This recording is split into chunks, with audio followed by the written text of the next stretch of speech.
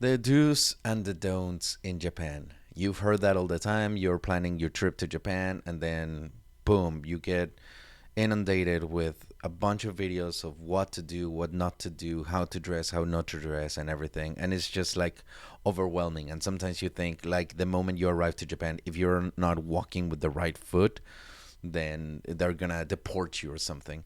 And it can be very overwhelming. I was certainly overwhelmed my first time that I went, but after now 3 times that I've been there and having a good friend like Sho and other people that I've been able to meet that are Japanese, I've I've asked around and I've seen certain things where it's just like, huh, many of the things that people do talk about are not necessarily wrong, but they're not necessarily right. At least in my experience. Now, Joseph, I wanted to have videos here that showed the rules that I'm talking about, but I didn't want to come off as slandering or you are wrong and just kind of like put bad name to the content creators. So I'm not going to do that. But you probably have heard these rules before, so here we go. Number one, and it's like one of the biggest ones that I hear all the time, is the cashless and cash situation. Japan is a based country, so don't bring your card and make sure that you're always using cash. And that's kind of wrong. If you're coming to Japan, you're most likely a tourist from another country, and that means that you're going to visit 3 places: Tokyo, Kyoto, and Osaka. I mean, obviously there are the rare exceptions that do venture to like Hokkaido, Kamakura, um, Hiroshima, Okinawa, and stuff like that. And it's just like, okay, that's different. But you're going especially to Tokyo and Osaka, and those are two big mega cities, especially Tokyo, obviously. So the ability to find places that do take card are significantly higher than any other place. Now, if you go into a big building full of mirrors and neon signs and everything is like clearly fashionable and like uppity, most likely they're gonna be accepting cards. But if you go to like a mom and pop shop, a little izakaya that only has like 10 seats and everything, most likely they're not going to accept cards. So use your logic. My first time going to Japan, I did have a bunch of cash that I didn't end up using a lot because of the stores that I would go to. Most of them did have the option of using card, and then I would use it on the places that it was very obvious that you would not use a card, and that rule would apply to other countries. Like in Mexico, you could go to places that look fancy. Clearly, they can take a card, but if you go to like a mom and pop little taco place, most likely they're not going to accept card. So just for all the time that I hear, just bring cash. Ah, more like half cash. More like half cash. The other one that I hear all the time is that you should learn 10 phrases. Learn 10 phrases in Japan, like arigato gozaimasu, sumimasen, um, learn how to say gomenasai, onegai shimasu, yada, yada, yada, yada, yada, yada. And that's cool. Like, trust me, that is cool. I feel like you can get by mostly, I would say 80% of your trip you can get by with just knowing those phrases. But my recommendation is that you do, however, try to learn more Japanese and understand responses, not just to give phrases out, but understand responses. Because like one of the phrases that I hear all the time is "ikura desu ka?" How much is it? Well, if you don't know the numbers, what is that going to do you good for? You know, like how much is it? And they tell you go sing it, and you're like, the fuck, you know. So if you don't know the numbers or how to count money, then why do you need to know how much it is? So try to, if you're going to go, you have two options. Learn just arigato gozaimasu, onegaishimasu, sumimasen, and just like the regular ones, and just know that you shouldn't venture that far away from the mega cities. But if you want to say, you know what, I want a little bit more of my experience, and Japanese people tend to be very, very happy when you do try to speak their language. They become way more helpful, and they see you more like, oh look, he's trying. That's awesome. And they will compliment you from time to time, and it's like, oh my god, that is great. Like that's awesome. They do act pretty happy. And so with that, like try to learn a little bit more than just phrases. Try to understand a little bit more of like the structure sentence or like certain things of how they say or what they do, because that is just going to make your trip significantly better, like by miles, really, by miles. um the other one that I see all the time is what to wear to shrines and temples, and they say don't wear heels, don't wear like revealing shoulder straps and everything. And for that, I would say for the most part it is correct. um Even though you do see, especially in Tokyo, you do see some girls like kind of in revealing revealing outfits in shrines that seem to be Japanese. So it's like, yes, if you would not wear it to church, don't wear it. On that note, shrines and temples, uh, they're not tourist areas. Just FYI, like they can be perceived as tourist areas, but do not treat them as such. I see all the time people recommending, for example, Asakusa. They're like, oh, you should come to Asakusa because it's like a bunch of vendors and everything. And I think they do a big disservice by recommending going to Asakusa or Meiji Shrine and stuff like that, because they, like content creators, I think, give the false identity that these shrines and temples are tourist areas for you to look at and take pictures at. And a lot of foreigners, I think, do not understand the distinction of like, okay, Asakusa, here's here's the temple, and here is the alley that has a bunch of vendors. The vendor alley, go for it, take pictures, enjoy your time, eat the food, yada yada. But once you go inside the temple, once you cross the gate, be respectful. You are at a highly religious place. Same with Meiji Shrine. Whenever people say top 10 places to go to Tokyo at, go to Meiji Shrine and everything. And I don't think they're giving it the value that it requires, because it's a religious place. It's a sacred place for them. So have more respect once you do enter sacred grounds. Even if it's not your religion, I don't give a shit. Respect it. It's as if someone came into a Christian church, Catholic church, or any other religion that you may practice, and they just treat it as a tourist area and start taking pictures. And like, you see some influencers are climbing the torii gates. Imagine someone climbing the cross with Jesus there. Like, it's very disrespectful. So be more mindful of that. On that note, about etiquette, the restaurant etiquette. I do see a lot of content creators talk about like what to do, what not to do when it comes to restaurants, and The number one is what to do with the chopsticks, and there's like 20,000 rules on how to like handle the chopsticks and make sure that you don't do this with the chopsticks, blah blah blah blah.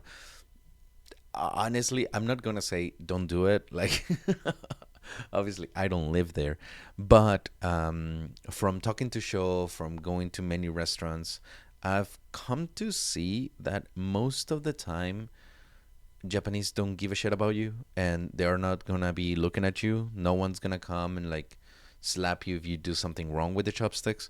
So just be respectful. Don't be throwing your food around, and that's it. But chill. Like, don't freak out if you forgot to not point with the chopsticks. Uh, on that note, the one thing that will get you looked at is sticking your chopsticks in the rice as if they were two pieces of incense. Don't do that. If you don't want to get looked at, you know, that one is the only time that I have seen that they look at you. The other one is don't expect trash cans around. And that one I firmly believe, yes, 100%. There is not many trash cans in Japan. So if you're gonna carry juice or a sandwich or something, just make sure that most likely you're gonna have to carry that trash with you for a while before you are able to put it somewhere. So that one I do 100% agree with. Another tip or don'ts and do's that I see all the time is don't fly into Narita Airport. Don't fly into Narita Airport. Don't, because it's so far away. Go to Haneda Airport. Always go to Haneda Airport. And to be honest with you, I say, why not? Why not both? Haneda Airport is the closest to Tokyo and it's the most convenient, but it's usually more expensive. Narita Airport is like an hour and some change away from Tokyo, so you do have to like take a long train or a taxi in order to get from that airport to Tokyo. So just be mindful of that. Just like 100% be mindful of that. The other one that I see all the time is do get a JR pass, rail pass, and just make sure that you're buying like this pass that will allow you to travel all over the place and stuff like that. I would never suggest that you do that because most of the time the JR pass is only if you're like going between like big cities, and you're probably just going to do that once or twice at the most. So I would never suggest to anyone to get a JR pass. I would say just get a Suica card.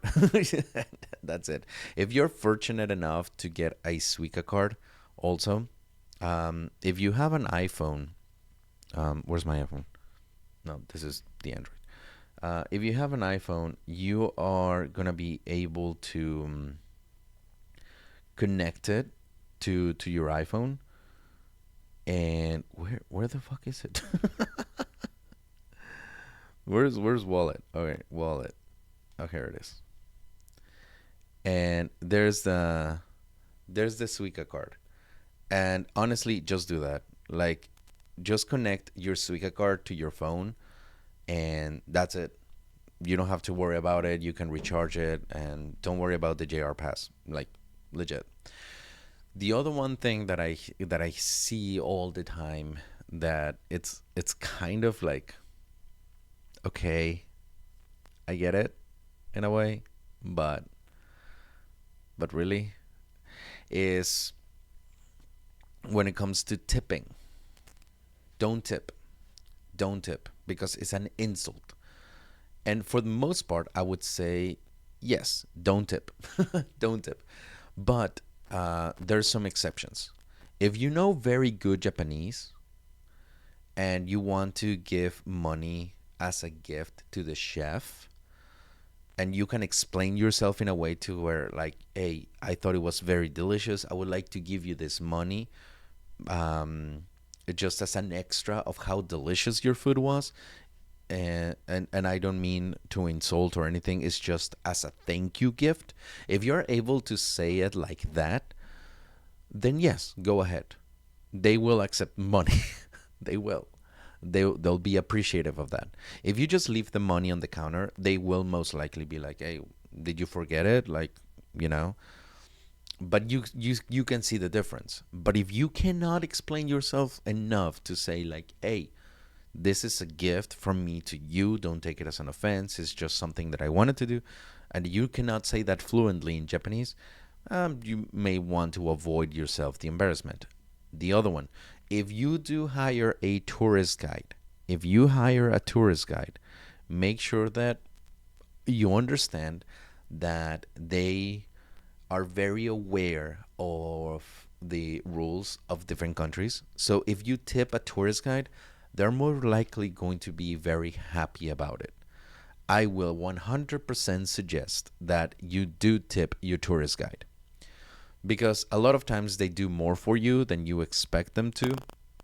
So if you feel that your tourist guide has earned a tip, go for it. And I'm not just saying because Show is a tourist guide, but in general. All right. The other one, when it comes to lists of the top places to go in Tokyo, top places to go in Osaka, top places to go in Kyoto, um, I would never really follow those lists, to be honest with you. I did follow them on my first trip, and I thought that was kind of like one of the biggest mistakes I could have done.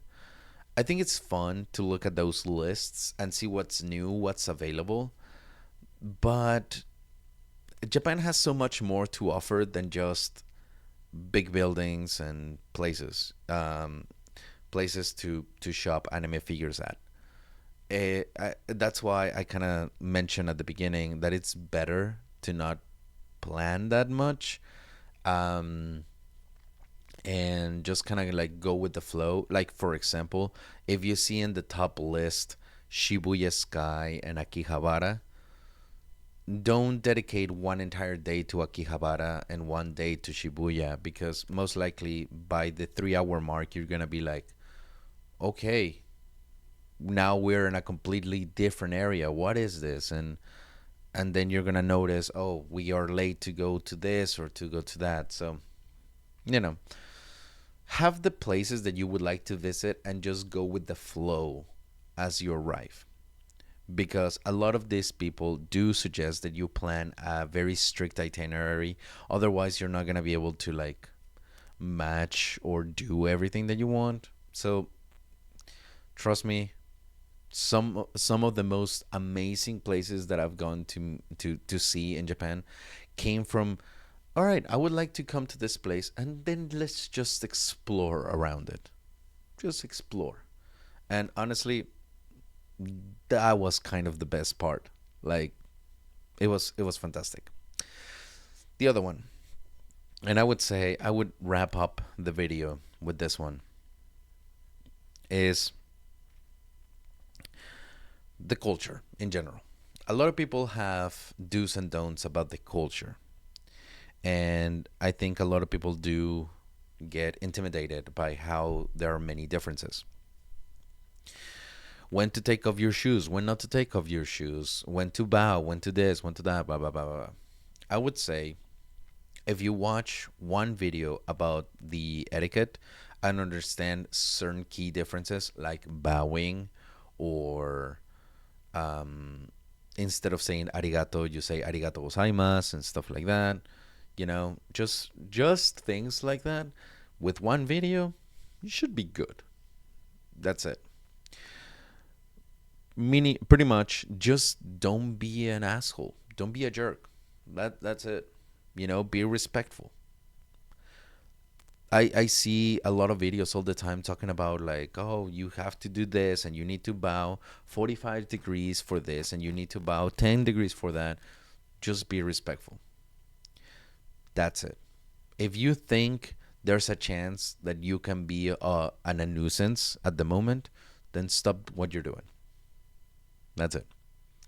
So, anyways, those are just right at the top of my head the rules and the don'ts and everything that I think sometimes get misinterpreted or they are over exaggerated a lot. Just remember, especially in Japan, most likely no one's going to be paying attention to you.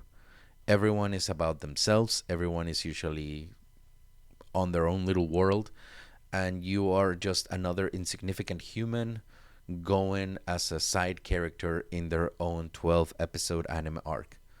So just don't be a jerk. That's it.